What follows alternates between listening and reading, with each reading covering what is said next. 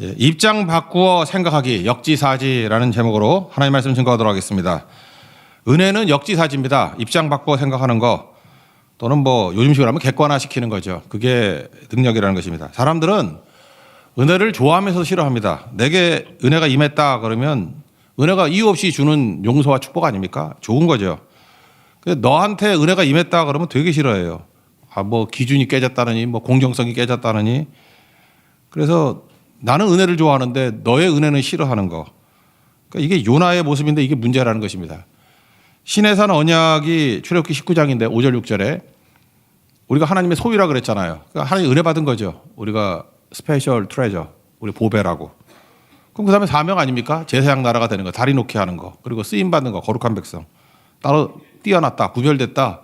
구별된 게 뭐예요? 쓰려고 구별한 거지 뭐 보려고 관상용이 아니잖아요. 사용하는 거 아닙니까? 그렇다면 은혜를 받고 그 다음에는 은혜가 흘러가야겠죠. 은혜를 전하고. 그게 사명인데 요나는 한마디로 얘기해서 자기 안에 가둬 있는 전형적인 유대교의 모습입니다. 선민사상과 또 특권의식. 우리 크리스찬들도 오래 믿으면 또 이렇게 돼버린다니까요. 나만 특별하다. 나만 은혜 받고 쟤네들은 다 벌 받아야 되고. 우리 내부에서도 그럴 수 있죠. 나는 은혜가 좋은 거고 쟤는 은혜 받으면 안 되고. 4장 2절에 보니까 뒷부분에 주께서는 은혜로우시며 자비로우시며 노하기를 더디하시며 인애가 크시사 뜻을 돌이켜 재앙을 내리지 아니하시는 하나님이신 줄을 내가 알았다. 이런 구절 나오죠. 이거 되게 중요한 건데 한번 틀을 놓고 왔으면 좋겠어요. 이 틀이 어디서 나오냐면은 원형은 모세입니다. 원형은 모세고 그다음에 BC 8세기에 두 명의 선지자를 대비할 수 있어요. 이 모세의 원형의 말씀을 제대로 이해하고 계승한 요엘 선지자가 있고 또 하나 이걸 오해한 게 요나 선지자입니다. 그래서 이 세 사람은 구분할 필요성이 좀 있는 것 같아요. 먼저 모세에게 하나님께서 이거 하나님이 말씀하신 거거든요. 나는 이런 존재다. 그래서 나는 은혜로우시고 자비로우시고 노하기를 더디하시고 뭐 인애가 크다. 이거 하나님이 스스로 말씀하신 거예요. 이게 추정한 게 아니고 하나님이 나는 이런 성품을 가지고 있는 존재다. 그게 언제냐면 금송아지 우상 만들었을 때입니다. 시내산 올라갔더니 1차로 밑에서는 금송아지 우상 만들고 그래서 막 깨버리고 막 그러지 않아 집어던지고 그럴 때 출애굽기 32장 10절에 보니까 하나님께서 이거 다 죽여버리고 진멸하고 너를 통해서 큰 나라를 만들겠다. 새벽사 만들겠다. 그런 거죠. 너를 통해서 노아와 같이 다시 출발할게. 리셔플해서 다시 출발할게. 그랬더니 뭐 안 된다 그러고 나를 뭐 생명책에서 이름 지어주고 뭐 그런 얘기 쭉 나오지 않습니까? 그러면서 모세의 논리가 뭐냐 하면 이거였어요.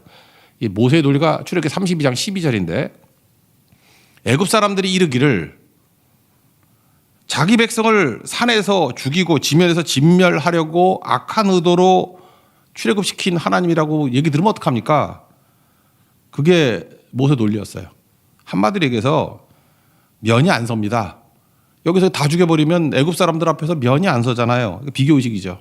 면목이 없습니다. 하나님 영광이 가리워집니다. 아니 속된 말 하면 우리 진짜 쪽팔립니다. 뭐 그런 거였어요. 그랬더니 하나님께서 이 얘기를 들으시고 14절에 뜻을 돌이키사 화를 그 백성에 내리지 않는다. 요 패턴이에요. 이게 32장이고. 그리고 두 번째 돌파를 주시고 난 다음에 34장에 가면 이제 설명과 해석을 합니다. 여기서 하나님이 본인을 이렇게 설명을 해요. 나는 여호와인데 자비롭고 은혜롭고 노하기를 더디하고 인자와 진실이 많은 하나님이다. 이게 하나님이 스스로 표현한 하나님에 대한 성품이에요. 이게 틀이거든요. 그러면서 하나님께서 말씀하는 게 뭐냐면 네가 이해한 하나님이 정확하지 않아서 내가 정확히 얘기해 줄게. 나는 이런 하나님이야. 그런데 너는 생각하기를 애굽 사람에 비교해가지고 이런 하나님이 우리를 벌하시고 멸했다 그러면 면목이 안 선다 그러는 거지. 내가 너희의 돌이킴을 통해 가지고 이렇게 용서해 주지 않았냐? 마찬가지로 일반화시키라는 거예요. 애굽 사람들도 이 용서의 메시지를 듣고 멸했다는 얘기를 듣고 비웃음당한 거 신경 쓰지 말고 이렇게 악한 일을 행했음에도 불구하고 돌이키니까 용서했다는 이 얘기를 듣고 애굽 사람이 들을 거 아니에요? 듣고 나도 하나님 앞에 돌이키면 구원받을 수 있구나라고 하는 그런 마음을 열 수 있는 메시지가 되라. 그게 제사장 나라잖아요. 이게 32장 34장에 나오는 원형이에요. 원형. 그러고 난 다음에 이제 시간이 지났습니다. 모세를 BC 15세기로 본다 그러면 한 700년쯤 지난 거예요. BC 8세기. 그러니까 때려 맞추면 됩니다. 어떤 선지자가 어느 때 선지자입니까? 그러면 포로에서 돌아온 선지자 빼놓고는 다 그냥 BC 8세기 하면 70% 맞아요. 그러니까 무조건 BC 8세기. 그리고 성경에 나오는 여자 이름 뭐 잘 모르는 마리아 그러면 25% 맞고. 때려 맞추는 거 잘해야 돼요. 공부 잘하는 애들이 되게 찍기를 잘하는 거야. 그죠? 그러니까 BC 8세기가 선지자의 세기라 그런다고. 북쪽 이스라엘은 요나가 있었지만 남쪽에 요엘 선지자가 있어요. 요엘 선지자가 있는데 요엘 선지자가 이 똑같은 말씀. 요엘서 짧지만 되게 강력하거든요. 요엘서에서 암석 구절되는 게 2장 13절이에요. 너희는 옷을 찢지 말고 마음을 찢고, 이거 되게 많이 쓰는 표현인데 옛날에 옷 찢지 말고 마음을 찢어라. 그리고 여호와께 돌아올지니라. 돌이킴이죠. 그러고 난 다음에 출애굽기 34장에 나오는 하나님이 표현하신 그 표현을 그대로 합니다. 은혜로우시며 자비로우시며 노하기를 더디하시며 인애가 크신 하나님인데 뜻을 돌이킬 거다. 그러고 난 다음에 17절에 이렇게 또 얘기를 합니다. 모세와 똑같은 논지예요. 어찌하여 이방인으로 그들의 하나님이 어디 있느냐 말하게 하겠나이까. 이렇게 하나님 백성들이 돌이키는데 용서 안 해주면 이방인들이 조롱하잖아요. 똑같은 거죠. 면이 안 섭니다. 모세와 거의 패턴이 똑같아요. 그리고 난 다음에 뒤에 하나님께서 일반화시킨 34장을 요엘은 이해를 한 거예요. 그래서 사도행전 2장에 베드로 설교에서 인용했던 말씀이 나오잖아요. 그 후에 내 영을 만민에게 부어주리니, 이스라엘이 아니에요. 만민에게 부어주리니 너희 자녀들은 장래일을 말할 것이고 늙은이는 꿈을 꾸고 젊은이들은 이상을 보고, 그런 얘기 쭉 나오죠. 그러고 난 다음에 거의 마지막 절 32절에 뭐라고 나왔냐면 누구든지 여호와의 이름을 부르는 자는 구원을 얻으리라. 이것도 사도행전에 나오죠. 누구든지 주의 이름을 부르는 자는 구원을 얻으리니. 그러니까 요엘을 정확히 이해한 거죠. 출애굽기 32장과 34장에 나오는 돌이킬 때 하나님께서 은혜를 주시고 용서하시고, 이것이 이스라엘뿐만 아니라 너희들 제사장 나라니까 만민에게, 모든 나라에게 누구든지 여호와께 이름을 부르고 돌아오면 다 용서해 주고 회복이 된다. 이걸 이해를 했다고요. 그런데 동시대에 선교했던 선교사로 보냈던 요나는 선교 메시지를 이해를 못한 거예요. 여기서 사도행전이 나온 거 아니에요. 여기서 사도행전에 선교 메시지가 나온 거 아닙니까? 근데 요나는 오해를 한 거예요. 오해를 한 이유가 뭡니까? 이기심에 사로잡혀 있으니까. 민족주의, 선민사상. 한치도 벗어나지 못해요. 그러니까 여러분들 이거 잊지 마십시오. 여러분들이 이방을 향해서 나가지 않으면, 낯선 곳을 향해서 나가지 않으면 딱 요나같이 돼버립니다. 이게 대비시켜야 돼. 요나서하고 요엘서 같이 읽어야 됩니다. 오해해서 나밖에 모르고 우리 교회, 우리 집, 나만 쓰임받고 나만 최고고, 그럼 요나같이 돼버린다니까. 이거 뭐라고 설명해요? 망한 거죠. 이거 망하는 거죠. 내게 임한 은혜는 좋고 너한테 임하는 은혜는 나쁘다. 그거 안 되는 거죠. 요나 지금 여기 요나서에만 봐도 얼마나 은혜가 많았습니까? 일단 살리셨잖아요. 죽을 거 살리시고 건지시고 세컨 찬스 주시고, 뭐 자기한테 은혜 임한 거 하나도 나쁘다 그러지 않잖아요. 다 좋다 그러면서. 왜 니느웨에 임한 은혜는 이렇게 싫어하나요? 은혜가 흐르지 않으면 이렇게 병들게 되고 망하게 된다는 것입니다. 그래서 하나님께서 애초에 이런 것들이 있어서요, 하나님은 좀 망가진 사람을 쓰는 걸 좋아하는 것 같아요. 그래서 크게 쓰임 받는 사람 중에 뭐 당당하고 뭐 나는 뭐 사대가 믿고 뭐 흠이 없고 되게 이런 소리 하는 사람은 부자 청년같이 예수님 따라가기가 어려워요. 먼저 베드로 보세요. 스타일 되게 굳겠죠. 예수님 부인하고 저주하고. 그러니까 베드로는 별 자랑이 없잖아. 지금 할 말이 뭐 있어. 그러니까 베드로가 막 떠들면은 닭 한 마리 갖고 와서 울게 만들면 돼. 그럼 끝나는 거고. 뭐 청 안 되면 뭐 옆구리에 수건 하나 품고 있다가 싹 앞으로 돌리면 돼. 이거 수건 보니까 누구 생각나네. 뭐 이런 거, 그죠? 그럼 끝나는 거 아니에요. 그러니까 베드로가 이렇게 교만하고 좀 이렇게 설치될 수 있는 성격이 끝까지 십자가 거꾸로 매달릴 때까지 충성했던 이유는 뭐냐면 망가졌기 때문에 그래요. 혹시 여러분들 내가 너무 망가진 인생인가 이렇게 생각이 들지 않습니까? 스타일 구겼다. 정말 하나님이 쓰시기 좋은 사람이에요. 그래서 쓰시는 거예요. 여기 지금 너무 깔끔하게 그냥 FM대로만 살던 분들 보면은 그 속에 생각보다 큰 교만이 있을 수 있고 특권 의식이 있다고. 나는 성골이야. 너는 육두품이고 뭐 이런 사람이 있다니까요. 그러니까 이걸 잘 알아요. 바울도 마찬가지죠. 바울은 뭐 스타일 구길 정도가 아니라 고개를 못 들죠. 핍박자잖아요. 예수 믿는 사람 막 잡아 죽인 사람 아닙니까? 그러니까 그가 어떤 고난, 난관, 어려움이 있다 할지라도 그래도 넌 나보단 나아. 그런 거죠. 그러니까 바울은 끝까지 쓰임받게 되었다라는 것입니다. 근데 요나는 승승장구했잖아요. 여러 번 2세 때 북극 강병 이루고 뭐 안 되는 게 없잖아요. 대충 설교해도 뭐 다 뒤집어지고. 이 좋은 게 아니라니까요. 결국은 자아가 깨지지 못하잖아요. 40일 동안 기다렸는데 니느웨는 회개하고 망하지 않았어요. 40일이 지나도 요나는 변화되지 않더라. 그러니까 우리도 요나같이 돼서는 안 된다는 거예요. 무조건 깨져야 되고 쉽게 얘기해서 은혜를 흘려보내는 자가 돼야 된다는 것입니다. 그래야 요나가 아니고 요엘이 돼요. 그러니까 요엘은 성령의 계시가 나오잖아요. 성령. 요한복음에 사도행전에 큰 능력이 나타나는 근거가 되는 게 요엘서부터 시작하잖아요. 오순절 설교가 요엘서부터 시작이 된다고. 왜요? 정확히 하나님의 은혜를 깨달았기 때문에. 그게 성령입니다. 성령의 흐름. 우리도 성령과 은혜를 깨닫는 우리 믿음의 종 되기를 바랍니다. 그러면 은혜를 아는 자가 되고 은혜를 흐르는 자가 돼야 된다고 얘기를 했죠. 그러면 어떤 일이 벌어지느냐? 오늘 좀 적용을 본다 그러면요. 첫째, 분노가 사라져요. 그 뒤집어 얘기해서 이렇게 말투나 태도나 삶에서 분노가 있는 분들이 있어요. 어떤 적대감이 있고 뭐 어떤 뭐 자기하고 반대적인 생각을 갖고 있는 사람들을 막 미워하고 그러면은 그 자아가 강하다는 건 뭐냐면 은혜가 흐르지 않은 거예요. 자기는 은혜를 받았는데 상대를 은혜로 변화시킬 수 있는 사람이라 생각을 안 하는 거라고. 그래서 분노하는데 습관적인 분노를 합니다. 오늘 1절을 보시면 요나가 매우 싫어하고 성내며 그랬죠.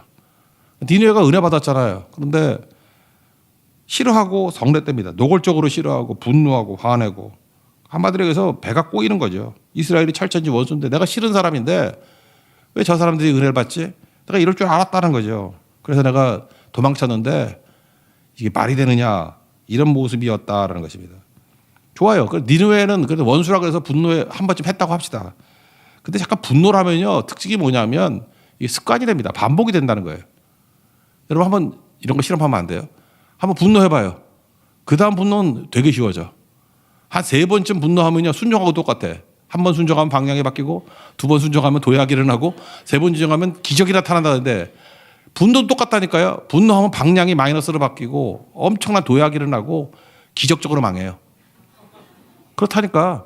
그러니까 이게 반복하면 안 돼요. 근데 분노를 반복하면 안 되는데 구절을 보니까 별것도 아닌 일이야. 덥다 그래가지고 박넝쿨 하나 말라주겠다고 분노해요. 구절을 보시면 그 하나님이 요나에게 이렇게 말합니다. 이 박넝쿨로 말미암아 성내는 것이 어찌 옳으냐. 그가 대답하되 끝까지 하나님께 대들어.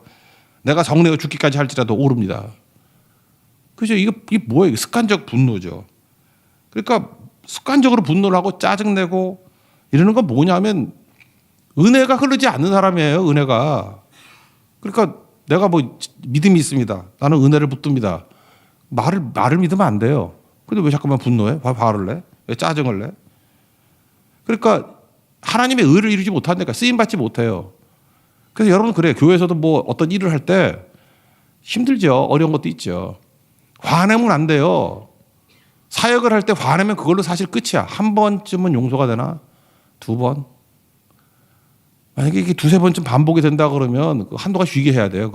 좀 딴 거 하다가 다시 아니면 뭐 옮겨주든지. 그러지 않으면 그거 힘들어지는 겁니다. 그거. 이 분노가 이게 만만한 문제가 아니에요. 이게 엄청난 사역에 있어서는 큰 죄악이 될 수 있다는 것입니다. 야고보서 1장 20절 보니까 사람이 성내는 것이 하나님의 의를 이루지 못한다. 실망해가지고 막 분노하는 사람이 있잖아요. 자기 뜻대로 안 되면 분노하고 나를 뭘로 보고. 근데 그게 자기 영혼에 치명적인 건데 혹시 여러분들 분노로 인해서 뭐 포기하거나 뭐 내려놓거나 혹시 분노로 인해서 결정되는 것들이 있다 그러면은 빨리 돌이키십시오. 그거 여러분 그걸로 죽습니다 나중에. 그거 키우는 거 아니에요. 그냥 아무리 면이 안 서더라도 빨리 돌아오세요. 원래의 자리에 돌아오고 사명의 자리에 돌아오는 거. 그게 중요하다는 것입니다. 분노 조절이 안 되니까 그 다음에는 사람이 입으로 범죄하기 시작해요. 그냥 말끝마다 죽는데. 3절 보십시오. 여호와여 원하건대 이제 내 생명을 거두어 가소서. 사는 것보다 죽는 것이 내게 나음이니이다. 분노가 임하면요 말이 거칠어지고 표현이 강해집니다. 그래서 듣는 사람에게 아픔을 주고 상처를 줘요. 그래서 화내지 말아야 할 일을 갖고 화를 내요. 그냥 쓸데없이 죽는다 그러고 여기도 죽는다. 아니 부흥 일어났는데 왜 죽는다 그래요? 그리고 박넝쿨 하나 없어졌다고 죽는데 그러니까 요나는 이후에 말끝마다 죽겠다 죽겠다 그러는 것 같죠. 물론 죽게 있다는 좋지만 죽겠다. 그죠? 뭐 이래도 죽겠다 저래도 죽겠다. 그러니까 작은 일에도 이렇게 분노하니까 나중에는 표현이 말만 꺼내면 사람들이 상처를 주는 거라고. 저도 이해가 돼요. 어떤 분들은 뭐 너무 삶을 험하게 살았어. 힘들게 살았어. 그래서 말이 거칠어질 수 있죠. 근데 여러분 곰곰이 생각해 보셔야 돼요. 이상하게 내가 말만 하면 왜 주변 사람들이 이렇게 상처를 입고 이렇게 힘들어 하나? 그러면 상처 입는 사람이 고치는 것보다도 말을 고쳐야죠. 그 말을 왜 고쳐야 되냐면 은혜가 없기 때문에 그래요. 은혜가. 내게 임하는 은혜는 좋아하는데 남에게 임하는 은혜를 싫어하는 거야. 그런 사람들은 되게 비교적이고 경쟁적이고 쉽게 말해 남 잘 되는 꼴을 못 보는 성격이 있기 때문에 그 죄 아니에요 그거? 그 문제잖아요. 우리 지금 요나를 통해서 내가 변화돼야 된다는 거 아니에요. 변화된 게 요나라고 다. 내가 변화가 돼야 될 거 아니에요. 그럼 이거 치유하는 방법이 뭐예요? 다른 사람에게 은혜가 임했을 때 기뻐하는 거죠. 그래서 뭐 박농쿨 죽으니까 죽는 게 낫다 그러고 8절 다음 표현 보세요. 뒷부분에 보세요. 사는 것보다 죽는 것이 내게 나으니이다. 이 박는 것 갖고도 죽겠다 그러고. 그러니까 하지 말아야 될 말하고 하지 말아야 될 태도 행하고 선을 못 지키잖아요. 습관적이 돼버리고. 한 10년 거기 된 거야. 8년 정도 된 것 같은데 정지우 교수가 쓴 책이 있거든요. 그 분노사회라고. 그 책 보면은 사람들이 이 사회가 지금 은혜가 사라지잖아요. 그러니까 이제 분노로 똘똘 뭉쳤다는 거예요. 분노로 쌓아놓고 있다는 거예요. 그래서 누구 하나 걸려라 그런 생각으로 있대요. 우리 크리스찬들은 이거하고 다르게 살아야 돼요. 뭐 맨날 무시당했다. 무시 당하면 어때? 나 죽었다면서 NIBC 나는 죽고 예수 산다며. 죽었는데 무슨 무시하면 무시하라 그러지? 무시한다고 무시 당하니까 문제죠. 여러분들 예를 들어서 뭐 여러분들 뭐 석학 무슨 하버드쯤 한 5개 학위가 있고 뭐 이런 사람한테 이 무식한 놈 그러면 그게 무시 당하는 거예요? 그런 사람한테 무식한 놈 그러는 사람이 이상한 거지. 내가 영접하니까 무시도 되는 거 아니에요? 무시한다고 무시 당함이 됩니까 그게? 내가 평생 기도하고 있는데 이런 바리새인 그러면 그게 무시가 돼요?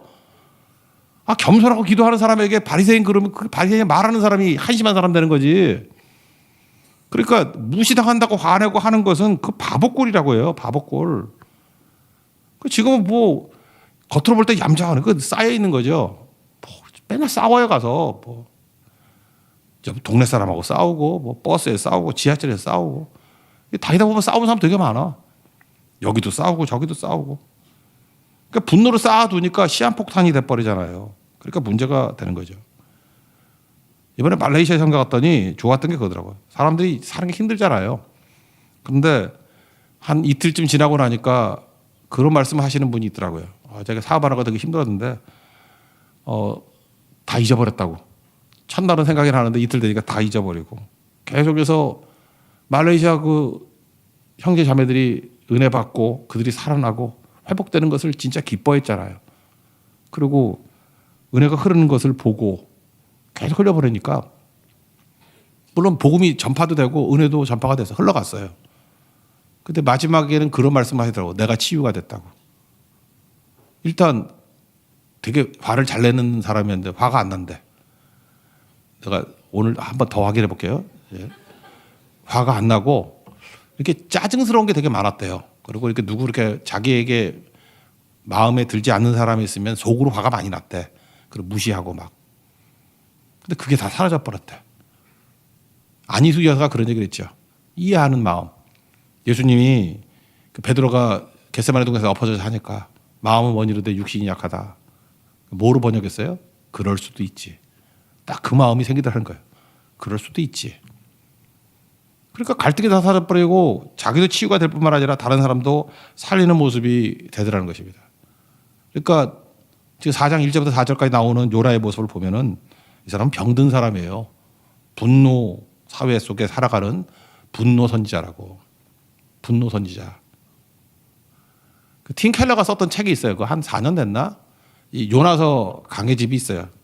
내가 최근에 읽지 않았어요. 그 옛날에 읽고 물론 제 설교에 녹아드는 것도 있지만 나 그거 베끼지 않았어요. 다 잊어버렸어. 한 4년 전에 읽었는데 인상만 남았는데 나 제목만 생각나네 지금.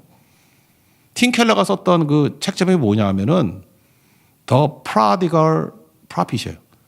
프라디걸이 탕자잖아요. 탕자. 그러니까 탕자 선지자? 그렇게 묘사를 했어요. 탕자 선지자. 아마 거긴 제목은 방탕한 선지자 요나로 나올 거야. 그죠? 방탕한. 그래서 프라디걸이라는 말을 팀 켈러가 되게 좋아해요. 그래서 하나님도 프라디걸이래. The prodigal God.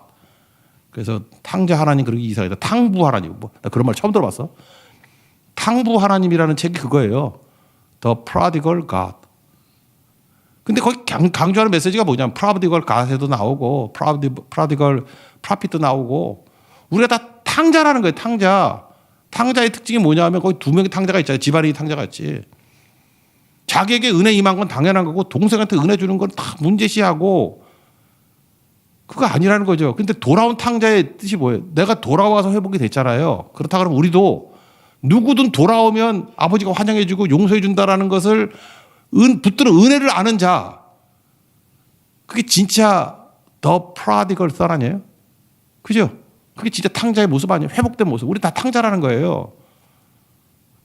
근데 여기서 욕 바가지로 하되 요나는 집안의 형 같은 모습이라고. 이게 바리새인 모습 아니냐고. 제가 볼 때 그 굉장히 의미가 있는 메시지라고 생각을 합니다. 우리 하나님 앞에서 내가 은혜가 흘러가는 존재인지 다른 사람이 은혜 받는 것을 기뻐하는 존재인지 뭐로 할 수 있느냐? 분노로 할 수 있어요. 아직도 분노가 많으십니까? 아직도 분노를 쌓고 계십니까? 그리고 짜증내십니까? 습관적으로 분노하십니까? 말끝마다 죽고 싶다 그러십니까? 은혜를 모르는 자예요. 저는 물론 주변에 은혜가 흘러서 주변을 살리는 것도 되게 중요하지만 그거 하면요 우리가 살아요. 오늘도 이렇게 기도하는데 육체적인 질병도 되게 많지만 마음의 병을 가지신 분들이 되게 많아요. 굳이 저한테 설명할 필요도 없어요. 은혜를 흘려 보내십시오. 이 성탄절부터 은혜 나눔이라 그랬잖아요. 은혜 나눔부터 실천하십시오. 그리고 일만 날아서 은혜를 먼저 받으세요. 그리고 흘려 보내라고. 그럼 100데나리온 얼마든지 손해보고 희생하고 성될 수 있습니다. 그거 하셔야 돼요. 나는 일만 날아서 은혜를 못 받았는데 그럼 있는 거 갖고 다 박박 긁어서 주세요. 주라 그리하면 너에게 넘치도록 줄 거라고. 누가 보면 6장 38절에 나오잖아요. 순서 바꿔서 하면 될 거 아니에요. 하나님이 안 주시면 내가 먼저 줘버리지. 하나님 급해가지고 내가 빚진 거 있다 그러면서 쏟아부어 줄 수도 있겠죠. 은혜의 흐름. 이건 나를 살리는 길이고 사명을 살리는 길이고 이게 제사장 나라고 이게 거룩한 백성의 모습이라는 것입니다. 오늘도 은혜의 회복이 있는 하나님의 거룩한 종 되기를 축원합니다. 자리에서 일어나겠습니다. 263장 찬송하겠습니다.